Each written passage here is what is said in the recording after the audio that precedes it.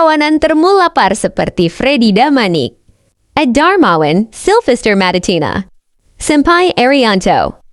Sutadi terungkap dari sejumlah pernyataan alam bawah. Sadar Freddy Damanik dan kawan-kawan yang mengakui posisi mereka semata karena mendapatkan upah menggiurkan. Dengan berteriak sampai urat leher mau. Putus demi mendapatkan upah seperti jongos. Yang berbeda. Ya, Pak Jokowi tidak tahu menahu ini Bambang Triden Kusudin dan kasusnya.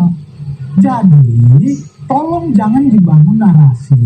Ya sudah ada 2 korban, tambah 8, mau berapa lagi?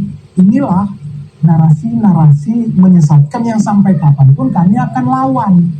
Ya, karena kepentingannya memang sama tadi yang sudah disampaikan Bung Rifat. Ini orang-orang memang yang membenci terus dan akan dimainkan terus-menerus. Inilah yang saya sampaikan tadi. Tetapi nggak apa-apa. Ya, ketika mereka menyampaikan narasi itu, kemudian kami counter narasi itu, harusnya sama-sama gentle saja. Kepentingannya apa kalau misalnya tadi narasinya kan membenci dan lain-lain? Kepentingannya apa orang-orang ini menurut Anda sehingga kemudian mengejar ini? Ya tentu kalau kami melihat memang ini adalah politik. Maksudnya politik di sini. Berarti sepakat dengan disampaikan Bang Kosinus. Ya tadi dia udah menyinggung juga. Maksudnya politik di sini. Hari ini Pak Jokowi ya secara realitas politik masih kuat. Ya, tentu ini akan diserang terus. Ya, delegitimasi terus supaya ini semakin tidak disukai masyarakat, tidak disukai publik. Kan secara politik maksudnya seperti itu. Sehingga nanti mungkin orang-orang ini ada orang yang disukainya. Aliran politiknya terserah, itu hak biasa saja sebetulnya. Nah, bisa kepentingan ini masuk. Itulah kalau bicara politik. Ada titipan kepentingan menurut Anda? Saya tidak tahu ada titipan, tetapi setiap warga negara, setiap orang itu mempunyai kepentingan politik pribadi masing-masing. Apakah dia ada di kelompok tertentu? Bisa saja. Itu biasa saja di dalam politik, begitu loh. Per hari ini memang konsisten orang-orang ini yang saya sampaikan tadi. Konsisten kok. Pengadilan ya. Hukumnya termasuk ada kepentingan politik. Silahkan ya bicara begitu ya. Saya kira pandangan mata awam bisa melihat siapapunnya. Ya, saya ingin mengatakan kepada Anda, jangan mengukur baju di badan karena belum tentu pas kepada Anda dan kepada saya, ya kan? Kalau saya tidak seperti itu. TPUA, tim ya pembela ulama dan aktivis, itu jelas nih.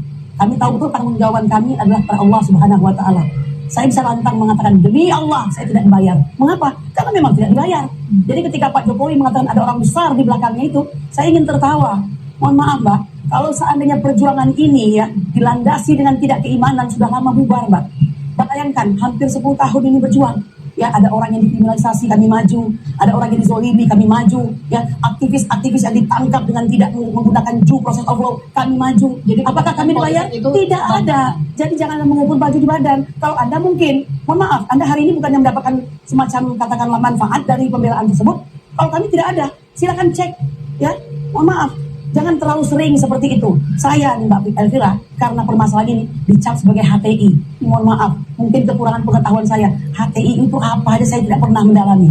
Ya, belum baik kata-kata kasar yang luar biasa. Jadi kalau Anda mengatakan kami tuduh menuduh, kalau kami tidak pernah menuduh. Berbasis selalu pada ilmu pengetahuan, kepada aturan. Kalau keras, itu soal gaya. Ya saya kira tidak bisa Anda memaksakan saya orang Sumatera harus lemah gemulai seperti orang Jawa. Nggak bisa saya seperti itu. Ya, tapi ada hal yang paling penting Mbak.